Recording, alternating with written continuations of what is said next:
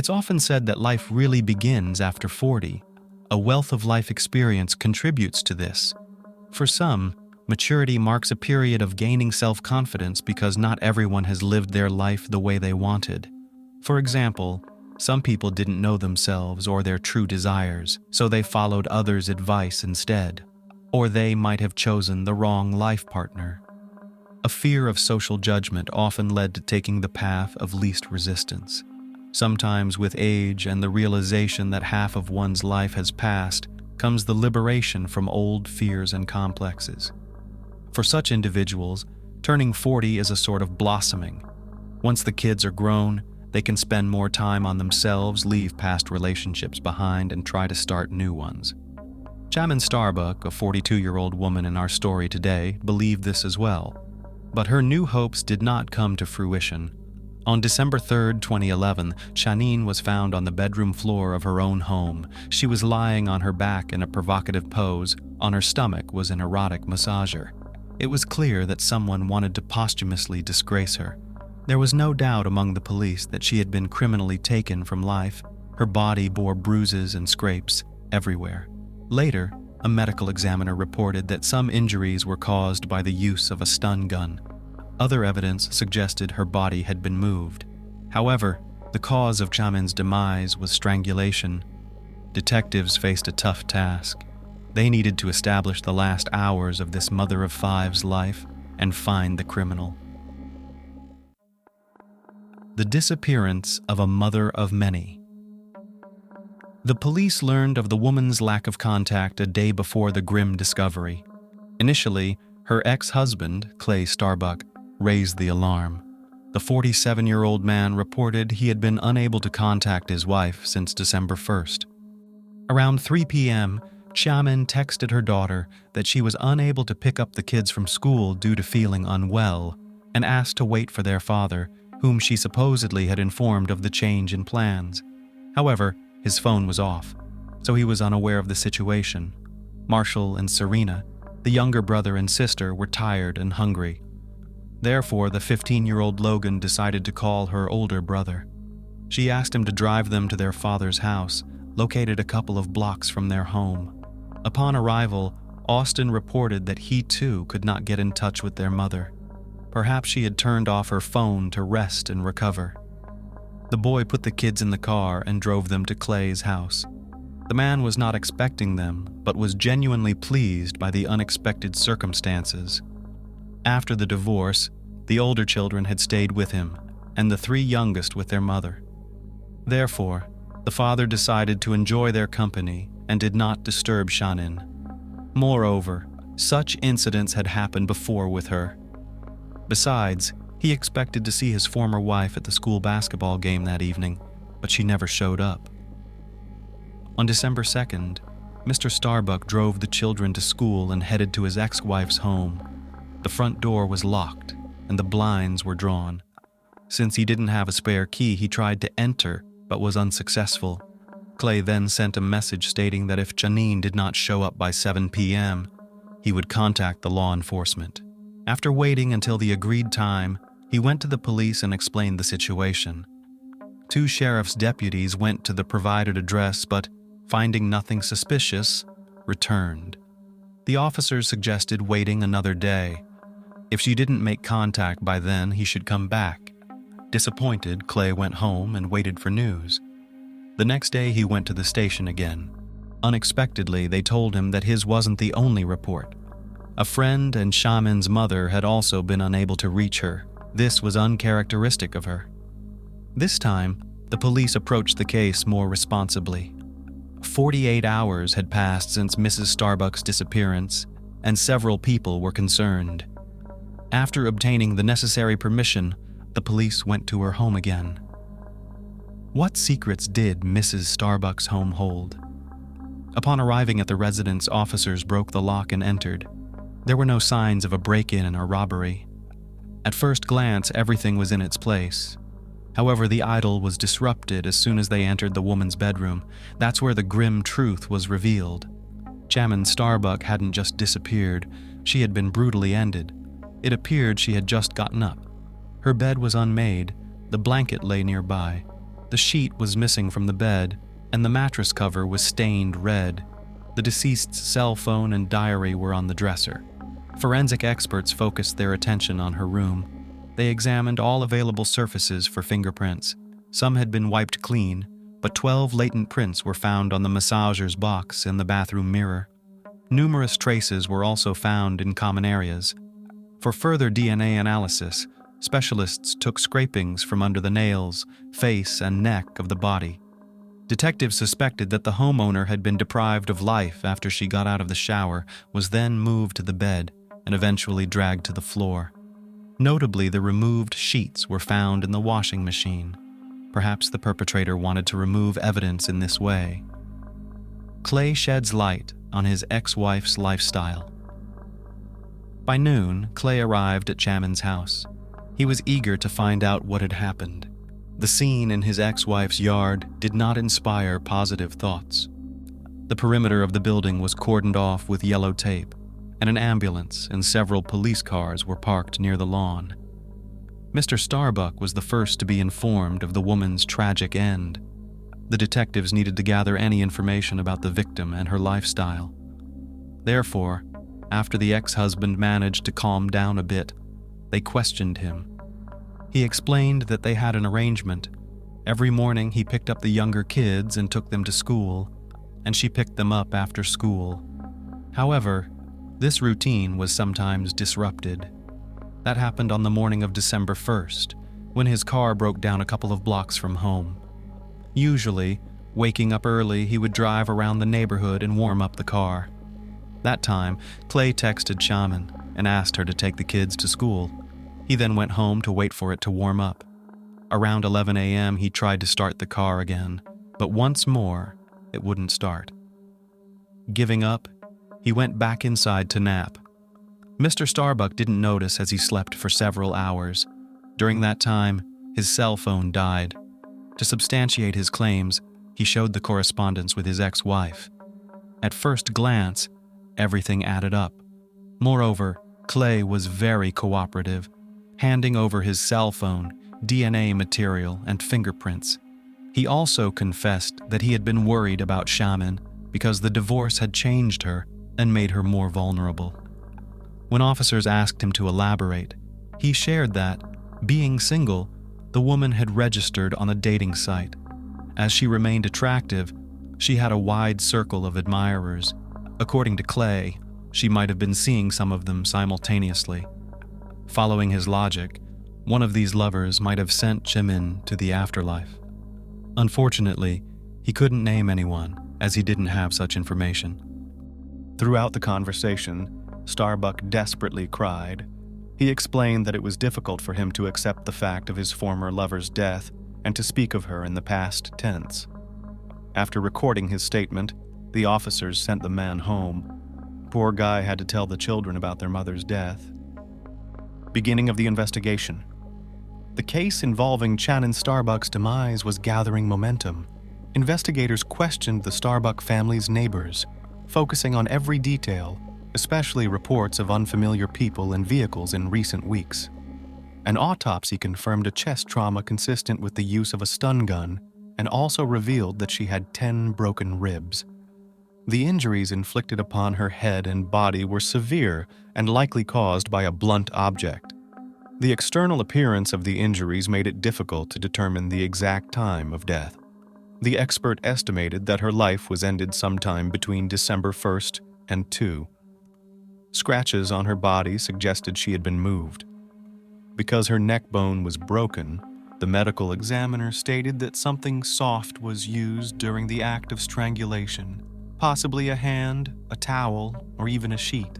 A slight clarity in the case emerged from the body samples taken, including male DNA, suggesting that the suspect might be among her close male acquaintances, starting from her ex-husband to secret admirers.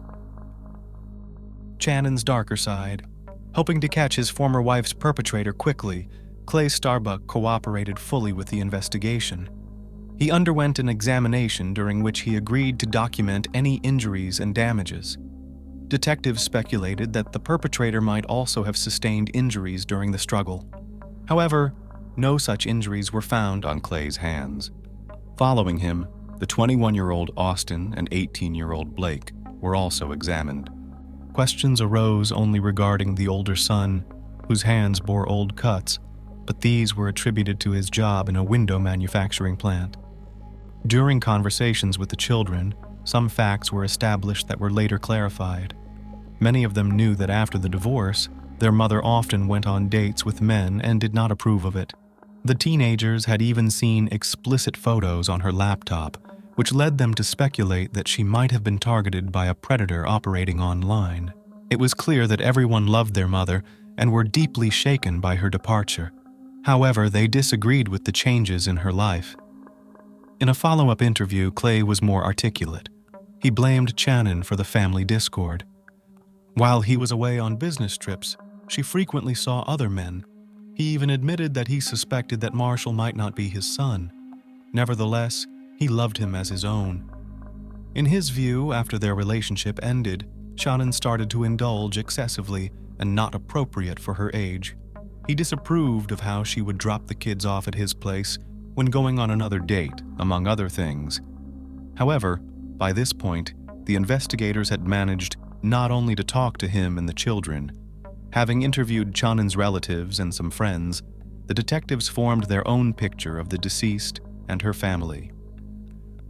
The rise and fall of the Starbuck family. Chanin was born on April 19, 1969, in Anderson, Indiana. She was the youngest in her family, spending her childhood with two brothers. Over time, her parents divorced and started new families, giving her additional siblings. From a young age, Chanin dreamt of creating a large and loving family of her own, a vision strengthened by her active participation in church and deep faith. She grew up modest and kind-hearted, with a passion for drawing, which earned her numerous awards and prizes. At the age of 20, she met 25-year-old Clay Starbuck. Their paths crossed in Florida, where Chanin had moved with her family in her youth. Clay, originally from Alaska, was vacationing in one of the warmer states. They met at a party hosted by mutual friends and immediately took to each other. That evening, Chanin learned a lot about Clay, including that he had continued his education at a school for diesel mechanics in Colorado after high school, then returned home to work on the Trans-Alaskan pipeline, making a good living. However, she discovered he was already married and had two beautiful children from that union. Chanin was not deterred by his complicated past. In fact, she saw it as a positive, believing that it gave him valuable experience for married life.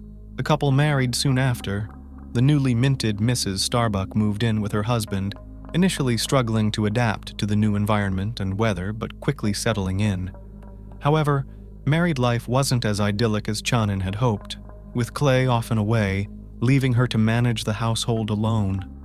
Yet love gave her strength, knowing that his work shifts would eventually end, and he would be back by her side. Meanwhile, she embraced motherhood with his children from his first marriage. It wasn't long before they had their own children together, first a son named Austin, and 3 years later, a brother for him named Blake. In 1996, their family grew again with the birth of a much-awaited daughter, Logan. But with Logan came challenges. She was diagnosed with autism spectrum disorder at a young age. Chanin embraced her daughter's diagnosis with grace and became her best friend. Later, another daughter brightened the Starbucks life, whom Clay named Serena. Chanin devoted her time to her children, overseeing their health, education, and church teachings. She was known throughout the community for her hobbies, cooking, and crafts. Yet, she was so immersed in her role as a caring mother and loving wife that she didn't notice when her husband began an affair at work. This was a tremendous shock to her, perceived as a deep betrayal. Consequently, in 2000, she filed for divorce, marking a new chapter in her life. Still harboring feelings for her ex-husband, she decided to move to Arizona to dull the pain of their painful separation by starting a relationship with another man. However, this attempt failed as Chanin realized she still loved Clay, who was also reaching out, asking her to return. Convinced he had repented, she gave him a second chance. In 2001, the couple welcomed their son Marshall, their 5th child. Yet, Instead of solidifying their marriage, he became a new point of contention. Even a formal remarriage in 2006 could not save their fractured relationship. Awakening. 6 months later, they moved to Deer Park in Spokane County, Washington. Clay found a suitable house for their large family. He continued to work at his previous job, so he was away most of the time. Chanin, left to manage the household and kids on her own, took them to movies, theaters, and parks, and organized home parties. However, doubts and distrust poisoned their marriage, further impacted by the long separations and breaks in their relationship. Ultimately, in 2010, the couple permanently separated. Crossing into her 40s, Chanin began to rebuild her life, holding on to hope that she might still experience the joy of love. She resolved never to give up or repeat past mistakes. Even when Clay suffered a serious injury, she chose not to return to him. Nonetheless, she supported her ex-husband and provided whatever help she could. In February 2011, Clay left his job and settled permanently in Deer Park, staying close not just to his children, but to Chanin as well. He still hoped she would return, but she did not share his view, and finally finding freedom, she enjoyed it. After undergoing surgery, Austin and Blake moved in with their father, happy to be away from under their mother's constant supervision. Chanin, breathing new life, found a part-time job and enrolled in a dental assistant course. Tired of being a housewife and needing to support her family, especially as her ex-husband stopped paying child support due to his illness, she still had him nearby for emergencies. The children stayed with him after school every Wednesday, as well as the second and fourth weekends of the month. That summer, Chanin proudly received her certification, marking off one dream and starting to pursue another. Hoping to meet a worthy man, she created a profile on a dating site, feeling a keen need to live for herself. She also regretted spending her best years on a man who did not appreciate her and was capable of deceit. However, a criminal plan one December morning ended her dreams. Chanin Starbuck's funeral took place on December 10, 2011. A large number of people who came to the service testified to her being a bright and sincere person. She found her final resting place at a cemetery in Orlando. Search for the culprit. Public attention to the woman's death spurred law enforcement to move quickly. While focusing on her ex-husband, detectives decided to verify his alibi. As a result, they retraced Clay's movements on December 1st. He once again explained what had happened that morning and detailed where and how his car had broken down. Additionally, the results of the initial examination came in. Starbuck's fingerprints did not match any found at the crime scene. This led to a decision to check him against existing databases while also focusing on Chanin's mobile phone, laptop, and personal diary. At the same time, they explored the possibility of other people being involved in the crime.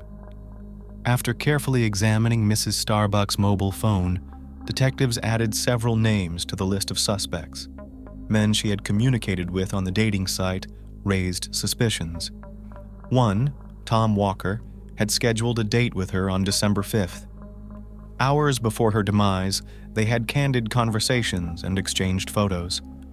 Tom had asked Chanin to take a photo using an adult toy, which she refused. Notably, her body was later found in the exact pose mentioned by Tom. Within an hour, Walker was located.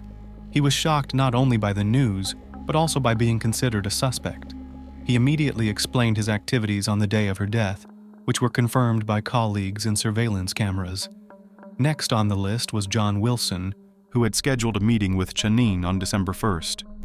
From their correspondence, it was clear he was not looking for a serious relationship. Their interaction was merely casual. It also turned out that the suitor had used a fake name. His real name was John Ken Lane. He worked in a completely different field than he had claimed and was married, hence the secrecy. On the day of the crime, Chanin postponed their morning meeting to a later time, citing headaches. Eventually, the date did not take place. After taking a DNA sample from him, he was released. His alibi was corroborated, even as his deception was revealed to his family. Critical evidence. After these developments, the investigation reverted to square one. While examining Chanin's mobile phone, detectives made a request to the cellular service provider, uncovering another significant detail.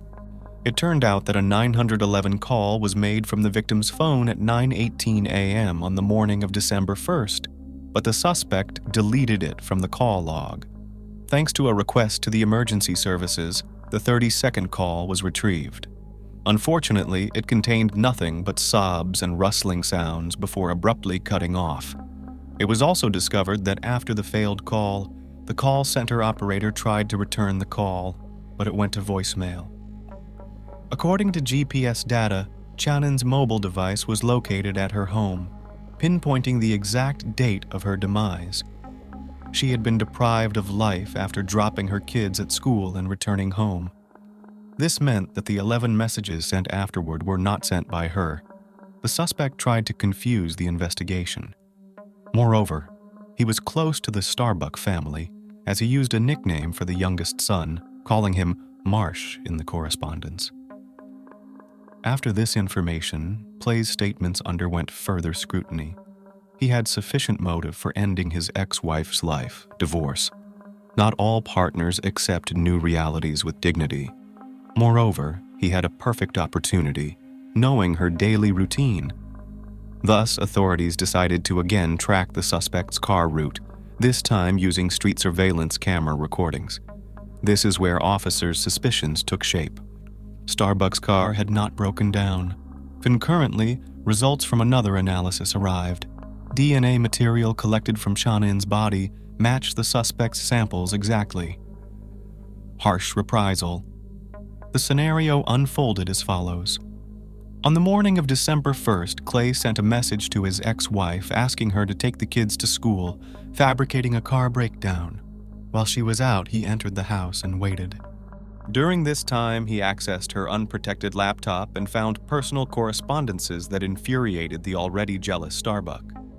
When Chanin returned, a heated argument ensued, which ultimately led to bloodshed. This explained the unusual pose in which the deceased was found, an act of vengeance for her newfound freedom. Afterward, Clay stayed in the house, impersonating her in text exchanges. His intentions to harm his ex-wife might have been long-standing. Now, a friend's words to detectives took on new meaning. During a conversation, she mentioned that Clay and Chanin's relationship was far from what it seemed. Chanin had confessed in candid conversations that she was tired of his constant control and criticisms. Daring to divorce, she feared he might harm her someday. From June to November 2011, she had repeatedly contacted the police, claiming her ex-husband was stalking her. She felt unsafe even in her own home, hence did not trust anyone with the keys. Ultimately, she managed to secure a restraining order against Clay, so their communications were confined to text messages. Careful examination of Mrs. Starbuck's diary made it evident that she not only feared her former lover, but believed he was turning the children against her. He concocted vile stories and portrayed her as promiscuous. Thus, the children's reaction to their father's arrest on February 6, 2012, was not surprising. They refused to believe in his involvement.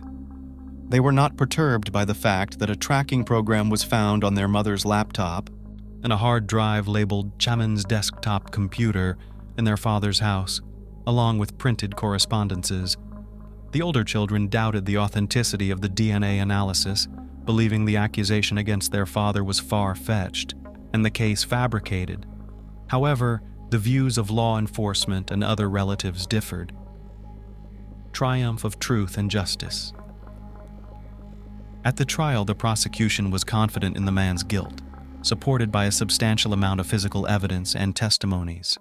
In June 2013, justice prevailed. Clay Starbuck was found guilty of first-degree deprivation of life under aggravating circumstances and disrespect to human remains. He was sentenced to life imprisonment without the possibility of parole. In 2015, Clay's attorney filed an appeal against the verdict, but it was rejected. To this day, the perpetrator remains behind bars at the Airway Heights Corrections Center in Spokane County. Chanin's relatives mourn the woman's untimely departure profoundly. Yet, their hearts are even more shattered by the thought that the children sided with their father. He was so obsessed with his ex-wife that in seeking revenge, he forgot about the consequences. Unable to accept his new reality, he left his children effectively orphaned. The streets were dark and mostly empty. A young woman hurried out the door of her house, leashed her dog, and quickly got behind the wheel of the parked car. The car sped up and disappeared into the city's darkness. For the young runaway, it was the happiest night she had waited for 4 long years. Today, we will visit Lawrence, Kansas, and learn all about the life of this young woman and understand what made that particular night the happiest one for her. So if you're interested in finding out more about what happened, let's start from the beginning and share everything we know. Lawrence is a small town with a population of less than 100,000 people, ranked among the top 10 college towns. It's a wonderful place to live with minimal criminal activity. However, this incident completely disrupted the town's peace. On January 15, 2014, a young man contacted the local police department to report a disturbing, suspicious noise at his neighbor's house. Officers were dispatched to the address provided. However, no one answered the door, and the house was empty. They surveyed the surrounding area, and through the glass door in the backyard, they spotted a silhouette resembling a person lying down. Once inside, the police confirmed that it wasn't a mistake. The silhouette indeed turned out to be a person. On the living room floor, they were faced with a horrifying scene. A middle-aged man lay in a pool of dried blood. His hands were bound, and his throat had been cut so deeply that he was nearly decapitated. What was just a routine check turned into a criminal investigation, the motives of which needed to be determined. The identity of the deceased was quickly established. He was 52-year-old local entrepreneur and owner of a chain of pizza restaurants, Harold Sasko. He was born on September 11, 1961 in Florida, and was the 10th child out of 12 in his family. His relatives described him as a responsible and organized person who was always a leader in everything. Harold worked hard from the age of 14, dreaming of becoming a successful entrepreneur and owning his own business. After studying for about 2 years in college in Oklahoma, Harold worked as an administrator in a chain of pizza restaurants in Texas, where he learned management and was able to save money to achieve his goals. In the 1990s, the Sasko family moved to Kansas.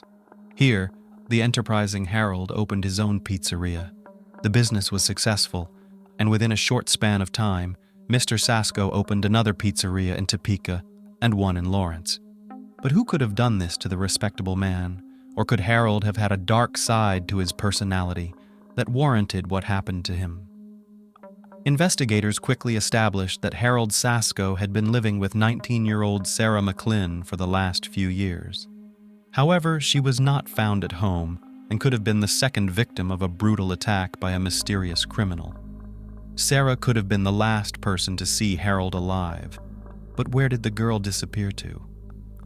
In order to find the missing Sarah and uncover the mystery of the relationship between an adult man and a young woman, investigators had to piece together information about the complicated and secretive relationships that had been kept under wraps in the deceased Harold Sasko's home. Sarah Gonzalez McLynn was born in 1994 in Topeka, Kansas. She was a normal child, energetic, cheerful, sweet, and smiling. The girl was interested in everything new and fearlessly tried new hobbies. In her teenage years, she faced harassment from a neighbor, and her mental state was shaken. Sarah was very scared by the harsh behavior of the adult man. She felt helpless.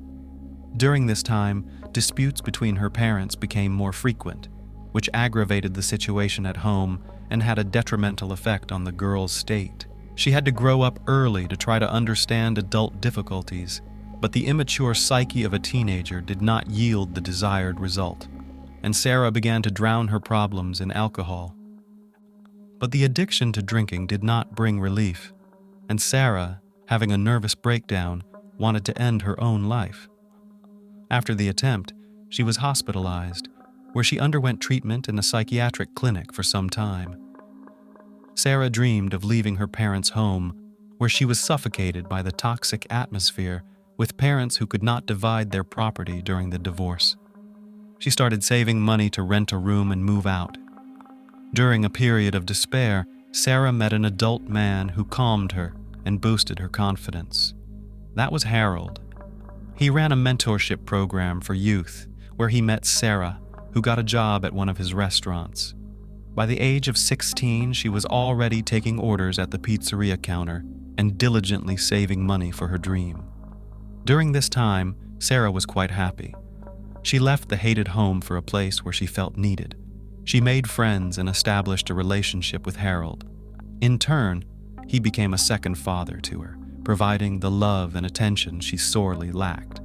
One day, in a confidential conversation, Sarah honestly told him about her problems, and they moved in. Harold offered Sarah to move in with him temporarily until she found separate accommodation. Sarah's mother was against it, but the girl was adamant. After enrolling in college, Sarah moved in with her mentor. It was a forced measure, which Sarah believed should not last long. Harold paid for her education. They established a friendly relationship and grew close as father and daughter. And for a long time, that was indeed the case.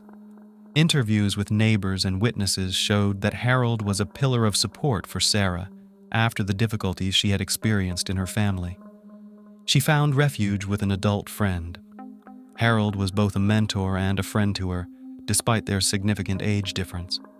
After Harold Sasko's demise, the police needed to find Sarah McLynn as quickly as possible, as she could be in danger. Blood tests showed that all the blood belonged to the deceased, indicating that Sarah was alive and could indeed have been abducted.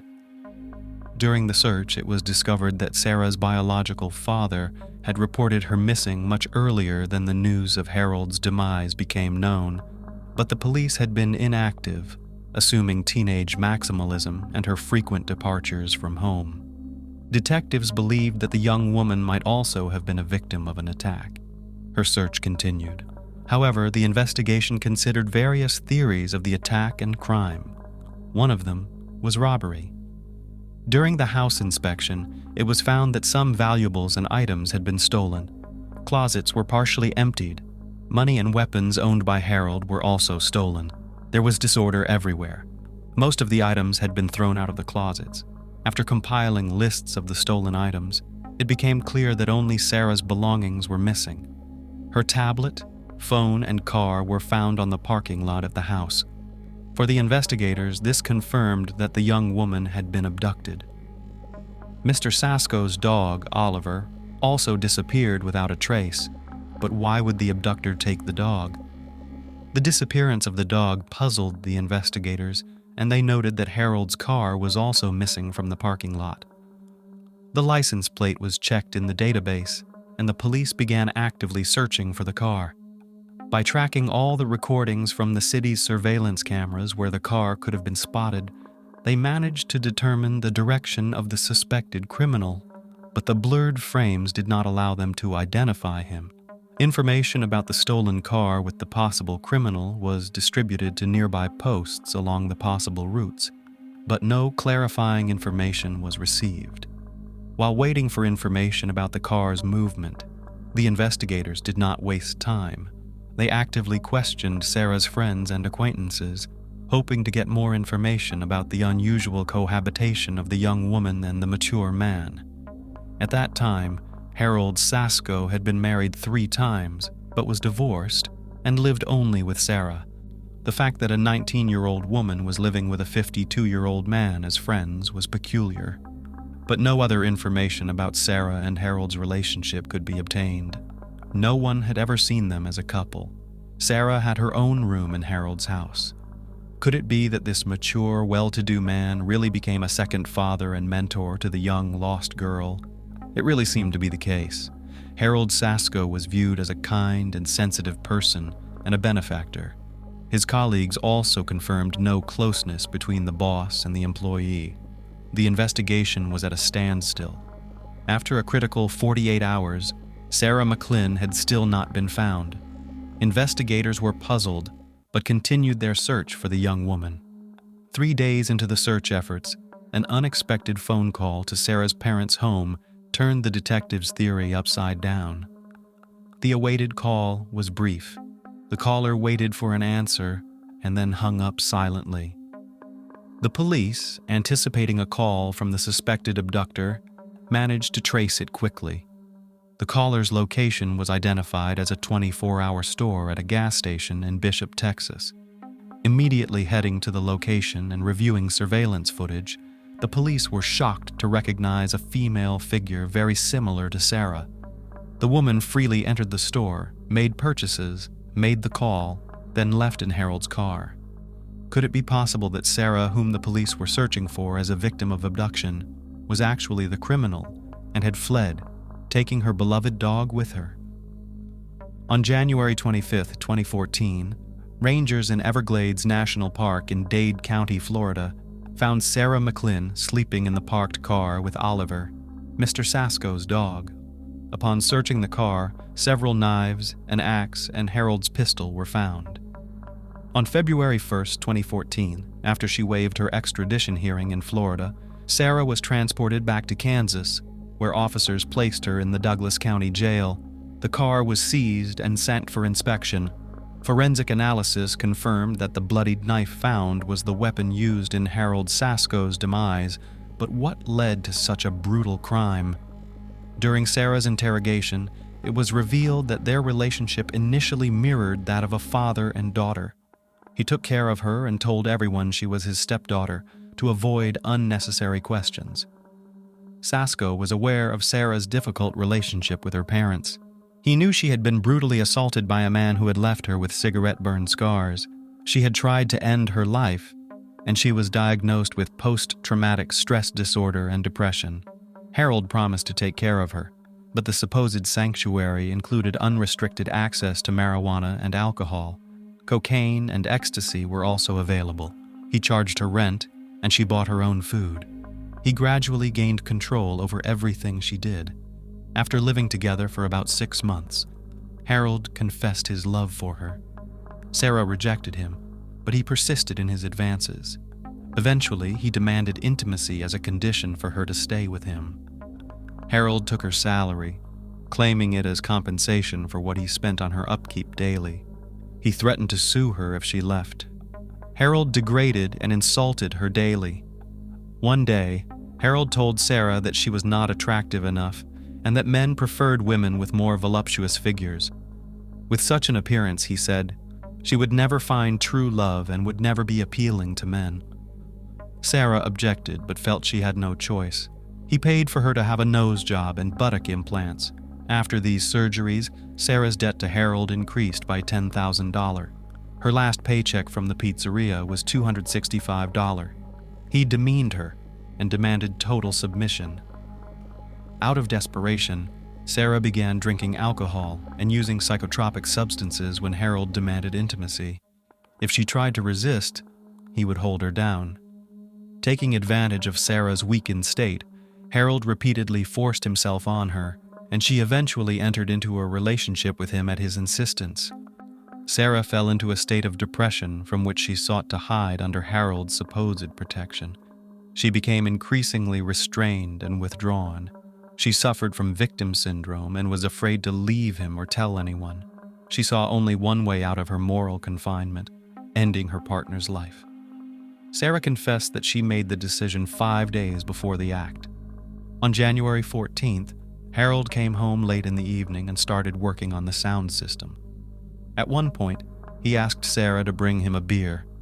Knowing that if he drank, he would force himself on her, she decided to act.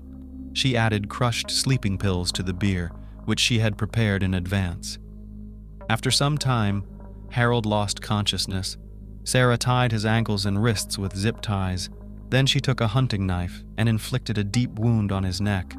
During the interrogation, Sarah confessed that at one moment she reconsidered her decision to take his life, but Harold was already bleeding out, and she felt she had no choice but to finish what she started.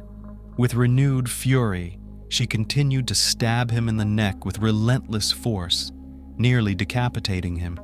Then Sarah took a shower, packed her belongings, and left in Harold's car, taking Oliver, the dog she had cared for.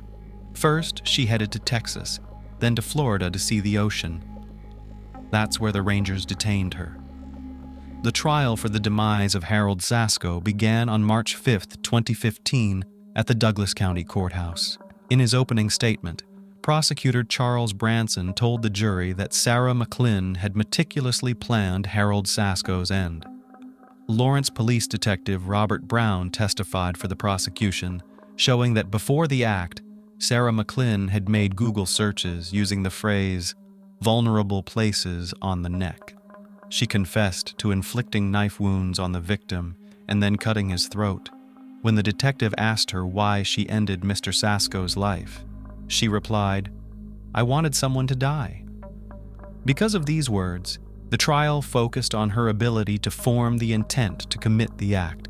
However, in a private meeting with the judge prior to the trial, Prosecutor Charles Branson stated that it would be inappropriate for the jury to hear about Harold Sasko's cruel treatment of Sarah McLynn, and he intentionally omitted this information.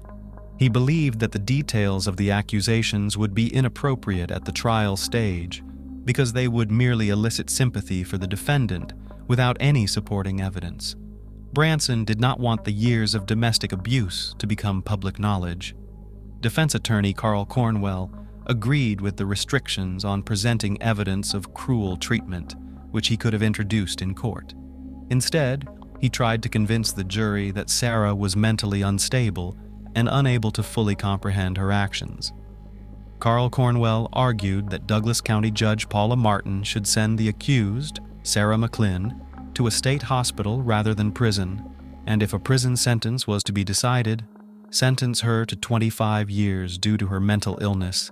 However, prosecutor David Melton criticized the defense's portrayal of Sarah as a victim. He added that a psychological evaluation at Larned State Hospital, an impartial entity, showed that McLynn did not meet the criteria for dissociative identity disorder.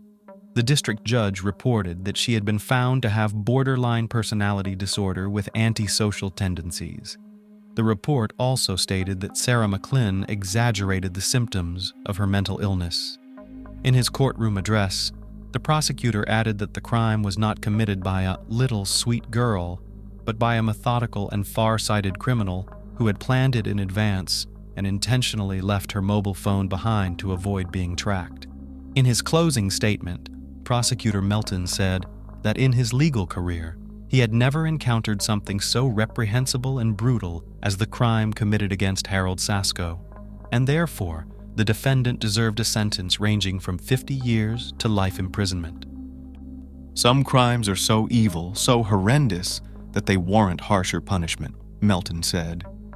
He argued that Sarah could have chosen a different method, such as suffocation, overdose, or poisoning Sasko. But the fact that McLynn forcefully penetrated Sasko's carotid artery with a long knife spoke to the horror of the act. Addressing the court, the prosecutor repeatedly emphasized that she chose a knife because she wanted to prolong the experience of the act and likely enjoyed it greatly. After considering the arguments, psychological assessments, requests from relatives, and letters to the court, Martin ultimately decided that there is no evidence to support commitment to a psychiatric facility instead of prison, and that the act was committed in a disgusting, barbaric, and brutal manner. Douglas County Judge Paula Martin sentenced Sarah Gonzalez McLynn to 50 years in prison.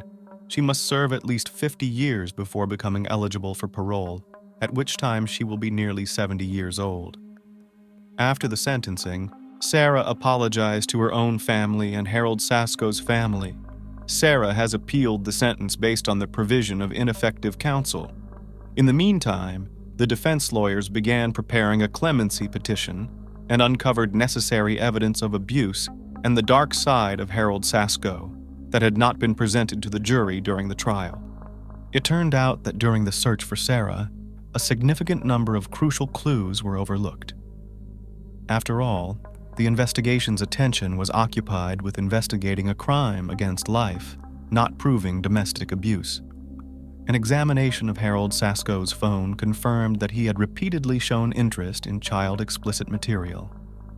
He downloaded hundreds of videos to his phone and visited X-rated sites discussing children, teenagers, and zoophilia.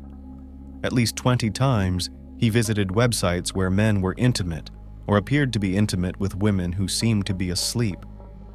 The police found a camera and flash drives on a desk in Sasko's bedroom. A detective stated that the images found on the flash drives showed that Sasko and Sarah McLynn were just friends who spent time together. The defense attorneys were not allowed to review the files.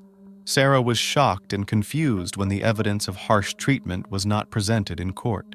She did not give up on proving that at the moment of ending her aggressor's life, she saw no other way to save herself.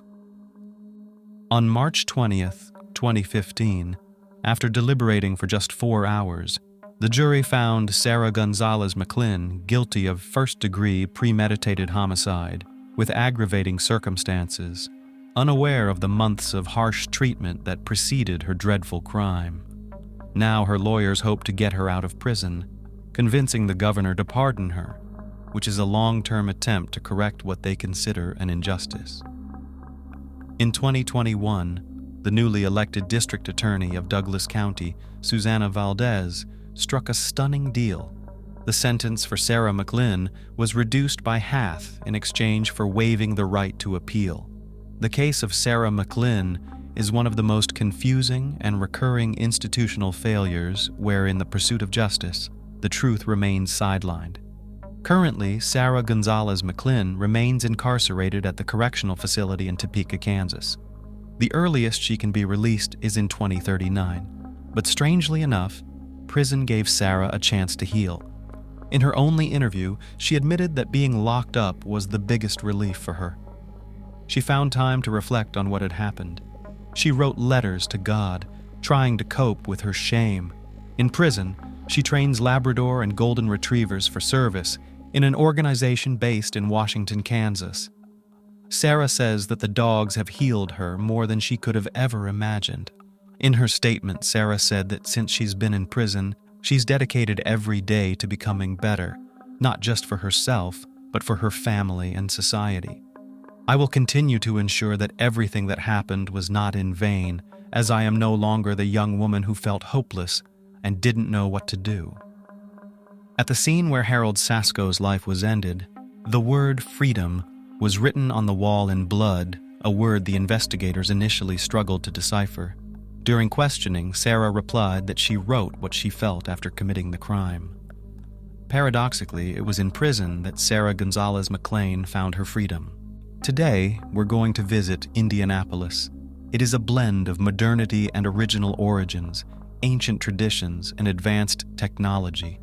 Indianapolis boasts art museums that showcase examples of cultural achievements from past centuries and modern times. Indianapolis hosts many festivals and events each year, with the Indy 500 automobile race being the most popular. But in our story, the tranquil Indianapolis that was to become for the Blackburn family a center of peace and God's home on earth became the site of a violent tragedy. On the morning of November 10th, 2015, a car parked outside a home on Sunnyfield Court. Davy Blackburn had returned from his daily workout at the gym. He was about to get out of the car, but a phone call kept him in the vehicle for a few minutes. After finishing the call, he leisurely got out of the car and went into the house. When he opened the door, he froze, and the gym bag fell out of his hands. His wife was lying on the living room floor in a pool of blood. Davy was confused and badly shocked. He rushed to his beloved, gave her a cursory examination, felt for a pulse, and urgently dialed the emergency phone number. The young woman was alive. In the living room where the tragedy occurred was a complete mess. Things were scattered. The purse of the unfortunate was emptied. On the second floor of the house, a small child was crying. Emergency services arrived at the house after 8 minutes. The area was cordoned off. The house was filled with police officers and investigators. The victim was rushed to the hospital. She turned out to be 28-year-old Amanda Blackburn. But let's start in order not to miss any important details of this tragic story. Amanda Grace Byers was born on July 31st, 1987 in Muskegon, Michigan. She attended school in Indianapolis, Indiana, but the family moved to Elkhart in 1995. There, Amanda graduated from Elkhart Christian Academy in 2006, and as early as 2008, she graduated from Pensacola Christian College in Pensacola, Florida with an associate's degree. Amanda grew up in a deeply religious family where Christianity and the power of God's Word were paramount. Amanda's father was the lead pastor of First Baptist Church in Elkhart, Indiana. The religious traditions of the church, sermons, and psalter the girl knew from childhood by heart and honored them unconditionally. When other children were in a hurry to grow up to know the taste of adult life, to go to parties and fall in love, Amanda loved Jesus and dreamed of serving him. But God already loved his Amanda. After all, he had created her in the likeness of an angel, a blonde-haired, slender girl with an open, kind smile and sincere intentions. But not only the girl's appearance was perfect, her thoughts and heart were also virgin, in every act of a man that was love for her neighbor. As a teenager, Amanda took a vow of chastity and agreed not to even kiss a man until she was married, and she was always true to her word. But the girl's heart beat harder when she met her true and only love. It turned out to be Davy Blackburn. He was a native of Tuscaloosa, Alabama. The guy studied religion at Southern Wesleyan University and was also from a Christian and believing family. Davy and Amanda met on a blind date at a Hawk Nelson Christian Band concert organized by her sister and Davy's best friend. At that time, they were studying in different colleges, but every vacation the lovers spent together. It was pure platonic love, devoid of earthly lusts. They took walks together, shared their innermost thoughts and favorite excerpts from church books. They were never bored, for they knew how to rejoice in small things, and sincerely joked with each other. Once, before returning to school, Davy and Amanda had a mock milkshake drinking contest, which Amanda lost. Davy then jokingly called Amanda a milk girl. Looking at her, he realized he had met the girl he wanted to marry. The couple dated long distance for a long time. They were constantly messaging each other on messengers, called each other and chatted for hours. Every vacation they spent together. They were so reverent and tender about a serious relationship between a man and a woman that they visited a psychologist for a long time to learn how to communicate properly. On August 1st, 2008, the marriage ceremony of Amanda and Davy Blackburn took place.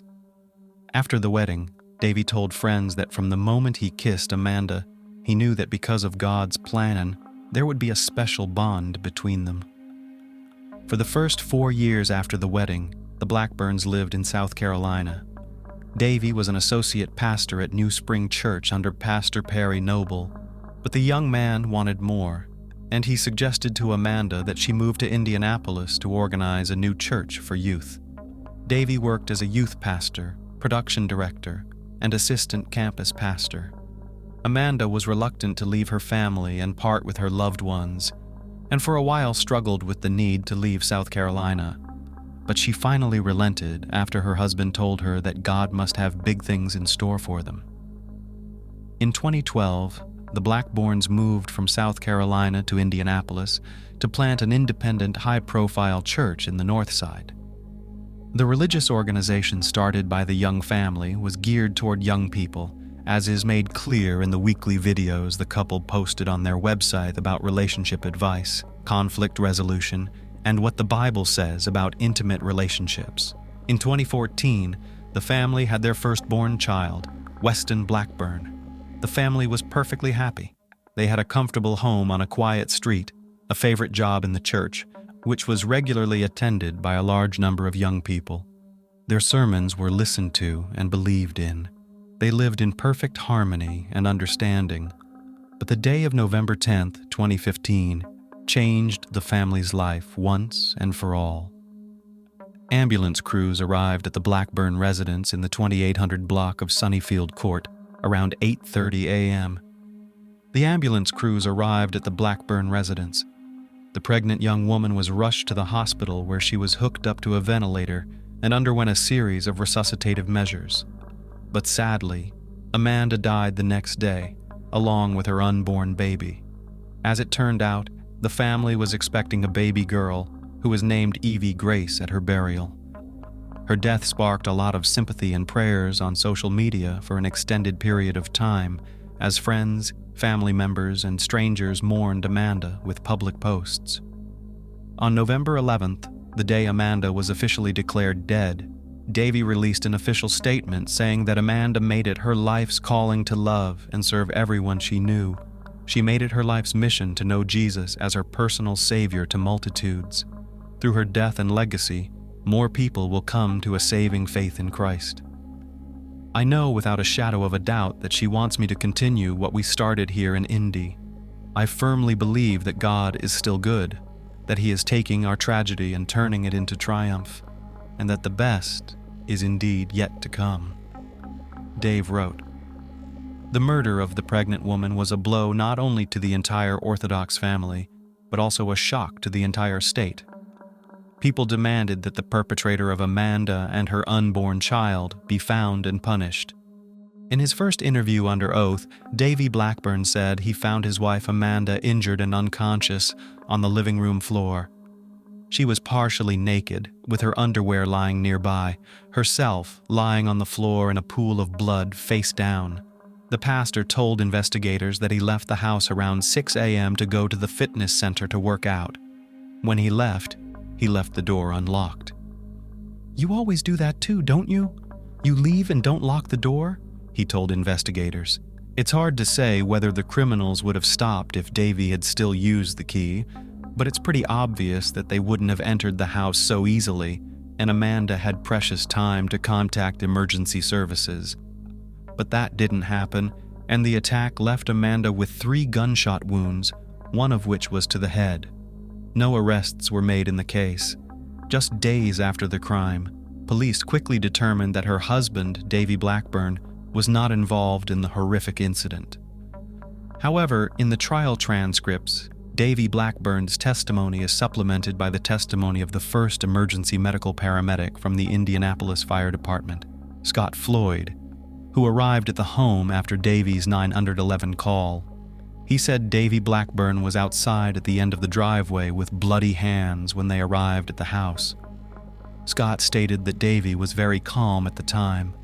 According to Scott, Davy did not understand what had happened to his wife, Amanda. He maintained that she was lying on the floor and he could not wake her up. Davy claimed that he came home from the gym at about 7:30 a.m. and continued his phone call with his friend Kenneth Wagner in the driveway, occasionally getting out, strolling down the driveway and peeking through the front door window to see if baby Weston was awake. He said he finished his call, entered his home at 8:10 a.m. and found Amanda lying face down on the floor. He thought she was sick or unconscious. He called emergency services at 8:22 a.m. It took him 12 minutes to make the call. In an emergency situation, 12 minutes is a long time. He repeatedly said he just thought something had gone wrong with the pregnancy, that maybe his wife had gotten dizzy and fell. Did he not notice after 12 minutes that there was brain matter about 5 feet away from her body? Emergency room Dr. Scott Floyd testified that the blood on her head was coagulated, leaving him to believe that the gunshot to her head had occurred about a couple hours earlier, but those transcripts were not made public. Davy was asked if he had called anyone else. He said that after he called 911, he called his father. Defense attorneys did not cross-examine Davy Blackburn. Authorities corroborated his story with surveillance footage from the gym, and he was not among the suspects. An autopsy conducted November 12th showed the woman suffered a gunshot wound to the back of her head. She also had a gunshot wound to the lower left arm that went to her biceps, and a through and through gunshot wound that went in and out of her upper back. There were also multiple scratches on the left cheek, a split lip, and a knocked-out lower tooth. The above injuries indicated a possible struggle between Amanda and her attacker. A thorough investigation was launched. CCTV footage from nearby streets was examined, and neighbors and family acquaintances were interviewed. For example, a neighbor reported hearing gunshots about 35 minutes after Davy left the house. Another neighbor, Reginald Townsell, said their street was not the type of neighborhood where a shooting could occur, and that the Blackburns didn't deserve this. The neighbors were shocked, as everyone thought the Blackburn family were wonderful and truly loving people. Based on Amanda's injuries and the missing bank cards and MacBook bag, the initial theory was robbery. During the investigation, police determined that on the morning of November 10, 2015, several emergency calls were made reporting a home invasion at separate homes near Blackburn's home. Around 5:20 a.m., one woman reported waking up to find her cell phone, laptop, purse, and keys missing from her apartment. Her car was also gone from the parking lot. The sliding glass door to her apartment was open, she said. 3 hours later, another woman reported a burglary at a home on Sunnyfield Court. Someone broke through the patio screen and got inside. According to police, 4 televisions, a MacBook Pro, a Tiffany pearl necklace, a pink women's sweater, a remote control, a bag of oranges and bedding were missing from the home. 5 minutes after that, someone else from Sunnyfield Court called the emergency services. It was Davy Blackburn. Lieutenant Richard Riedel of the Indianapolis Police Department said police are looking for a connection between the homicide and other burglaries that occurred in the same neighborhood in the morning. Police have not released details about the investigation, honoring the secrecy of the investigation, but after getting hold of images of possible suspects from one of the burglarized homes, they released them, asking the public to identify and help the investigation. Davy Blackburn was confident that the police department was doing everything they could to catch his wife's perpetrator. Investigators assured that they had never seen such part of Blanche given to them to continue the investigation, so they were confident that very soon some of these promising leads would help find the person or persons responsible. The key clues used to track down the 3 suspects were a stolen pink sweater, cell phone records, and an ATM receipt. The receipt and sweater were found in the stolen Chrysler Sebring, which was used during the robberies. Authorities recovered the vehicle November 11th near the Blackburns' home. The debit card listed on the receipt matched the stolen card of Amanda Blackburn. Investigators obtained a warrant to examine the ATM camera and found video showing the driver covering his face with the stolen pink sweater. Police relied on DNA testing, surveillance footage, and witnesses to identify the suspects. DNA testing from the sweater confirmed that Jalen Watson was one of the suspects. Watson's identification was the first major breakthrough in the case. The affidavit said cell phone records were obtained because Watson's number was in the database because of his parole for another burglary. Diana Gordon's cell phone records were also obtained. These records showed that Watson's and Gordon's cell phones were in the area when the crime was committed. The phone records also indicated that Gordon and Watson were near the Chase Bank where Amanda's debit card was used on the day of the murder. Larry Taylor was the final piece of the puzzle. By examining surveillance footage in the area, police were able to identify Taylor's phone number and trace his address. In the days that followed, reports also surfaced that a gun had been found near the Blackburn home. Police said a man delivered the gun to the Broad Ripple Fire Department, claiming to have found it outside the couple's home. The gun was analyzed by crime lab technicians. After 2 weeks of investigation and detective work, police charged 18-year-old Larry Taylor and 21-year-old Jalen Watson with the murder of Amanda Blackburn. A third burglary suspect, 24-year-old Diana Gordon, was arrested for a parole violation, but was not charged with a felony because he did not enter the Blackburn home. After receiving crime lab results, a gun found near the victim's home was proven to be the weapon of the crime.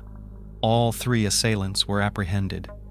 When questioned, Larry Taylor said that he shot the woman twice somewhere because she jumped on him and he didn't want her to scratch him. Then, when she fell, he leaned over her body and shot her in the back of the head and bent over her, watching her bleed to death. A criminal trio came to rob the Blackburn house. They just wanted some money. So they headed to the Blackburn home, where the husband had left the front door unlocked when he left for the gym. Inside, they confronted Amanda to keep her out of the way. Taylor hit her with a gun. Watson and Gordon saw the woman and wanted to leave. They already had the bank cards they had stolen earlier, so they went looking for an ATM. They tried unsuccessfully to get $500 from one ATM. but got $400 from another. This is where they got caught on CCTV. They then drove back to the Blackburn house to pick up Taylor. In their absence, a struggle ensued in the house. Amanda came to her senses after being hit and lunged at the perpetrator, at which point he tackled the woman. Afterward, Taylor put the stolen debit cards in the car of accomplices who had gone to an ATM at the time of the crime, and when they returned, he admitted to shooting Amanda. According to court documents, the Blackburn home was the third target of the November 10th attack by Taylor, Watson, and Gordon. In the first break-in, the thieves stole a laptop, wallet, and car while the resident was asleep. While inside the home, they discovered they were being recorded by a video camera, but simply moved on. The group drove up to another home, broke in through a patio window and stole 4 televisions, a laptop, jewelry, a bag of oranges, and a pink sweater that eventually helped police identify them, the affidavit said. Court documents outlined the evidence police collected against the suspects. The most important piece of evidence: Watson's DNA was found on a pink sweater taken during the second burglary, which was then used to cover his face from a surveillance camera as he tried to withdraw cash using Amanda Blackburn's bank card. Watson and Gordon cooperated with the investigation in return for a reduced sentence. Larry Taylor waived his right to remain silent and admitted to being near the scene of the burglary. He said he may have stopped in the Blackburn neighborhood, but claimed he was so confused he couldn't remember. Formal charges were filed by the county prosecutor. Larry Taylor faces 13 charges, including the very same felony, after knowingly and willfully killing Amanda Blackburn. Jalen Watson is charged with a felony. Both he and Taylor face multiple charges of burglary, robbery, and theft. Diana Gordon, who was in custody due to a parole violation, also faces burglary charges. There was a fourth person who knew about the robberies, burglaries, and other crimes but did not participate in them. He was questioned and released. The Indianapolis Metropolitan Police Department's Violent Crimes Unit worked with the gang unit and federal marshals to arrest Taylor. Police Chief Rick Height praised the cooperation that led to the arrest. The detectives worked tirelessly, all day long without sleep, to solve the murders in the city. With the assistance of Assistant U.S. Attorney Josh Minkler and Prosecutor Terry Curry, justice was served. Because the victim was pregnant, prosecutors said they would consider filing additional charges related to the fetus. Even though the woman's underwear was removed and her shirt was pulled up, they said there was no evidence to support the rape charges. Larry Taylor's first trial took place in December 2021, but the trial was over in seconds when it was discovered that one of the jurors had shared information about the case with other jurors. The disclosure interrupted the trial. A mistrial was declared. The final trial was held in October 2022. Subsequent jury selection was more thorough. The county drew more than 100 people as possible jurors. Each had to fill out a 16-page questionnaire so attorneys could assess whether they could reach a fair verdict. Larry Joe Taylor was sentenced to 86 years in the Indiana State Correctional Institution for the murder of Amanda Blackburn and for additional charges related to a burglary from a home. Diana Gordon and Jalen Watson agreed to plea agreements and testified against Larry Taylor at trial. Both received sentences ranging from 20 to 35 years in prison. Jalen Watson and Larry Taylor are currently incarcerated in the Marion County Jail. A murder conviction in Indiana can send a person to prison for 45 to 60 years, and some are punishable by life in prison or the death penalty. Prosecutors filed a motion to enhance Larry Taylor's sentence, which means he could face an additional 20 years in prison because Amanda Blackburn was pregnant when he allegedly massacred her. Davy Blackburn, the church's pastor, said he is relieved that those responsible for killing his wife have been caught and will not be able to harm anyone else. Amanda Blackburn's death has resonated with thousands of people, including the state's chief executive. Her funeral at a Christian church was attended by more than 2,000 people. Among them was Governor Mike Pence. Resonant Church has set up a donation page to help pay for Amanda Blackburn's funeral and medical expenses. Davy Blackburn said he is hopeful hopeful for a judicial system that will certainly show wisdom to the people who have caused his family so much pain. Incredibly, he has repeatedly reported that he has decided to forgive Amanda's killers. "I was very relieved to learn of the arrest," he told reporters. "Although everything inside me wants to hate, be angry and despair, I choose the path of forgiveness, grace, and hope." Amanda Blackburn's case has generated significant interest across the country, with coverage appearing in national and international media. Davy Blackburn changed his role from that of an unhappy husband to that of a popular blogger. He began to capitalize on his tragedy and record multiple podcasts and videos, which he called Nothing Wasted. He began appearing on TV stations and speaking out about his wife's death, repeating over and over the pain he had experienced and recounting the tragedy. But he didn't seem unhappy. Amanda's death made Davy not only famous, but rich. The fact that he received an insurance payout after his wife's death does suggest that he didn't accidentally forget to lock the door that day on November 10th, 2015. Didn't he? What do you guys think? On March 2nd, 2016, Davy Blackburn bought a new 5-bedroom, 4-bathroom home with a pool. He then sold the very house where Amanda was murdered. For an unhappy husband who lost his beloved, Davy was pretty happy. In July 2016, he posted a photo of his new home on his blog and captioned it, "How happy I am to have pool parties in my new home." Now Davy Blackburn is happy in his new marriage. Nothing is wasted serendipity. Turn your eyes to Jesus, gaze upon his marvelous countenance, and earthly things become strangely dim in the light of his glory and grace.